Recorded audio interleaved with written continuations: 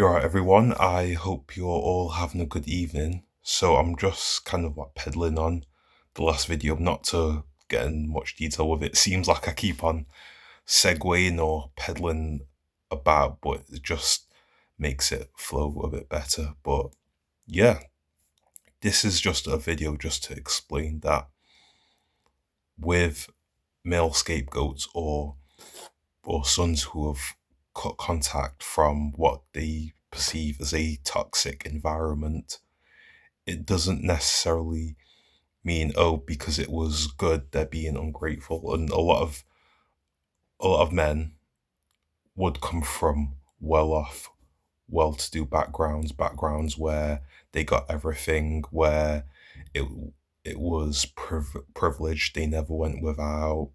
Their needs were their material needs, I should say, were catered for, and it looked all perfect. It looked all dandy from the outside, if anyone would have looked, but really, no one knows what goes on inside. And the thing is, I find out now with men, that's not enough for them to just have a well-off background and to be catered for, because sometimes what the problem is within these types of environments sometimes is that they're like overprotected, they're mollycoddled, and it's really suffocating and stifling, and it doesn't really lead to growth. And I think as a man, you always want to grow, you always want to develop, you want to be able to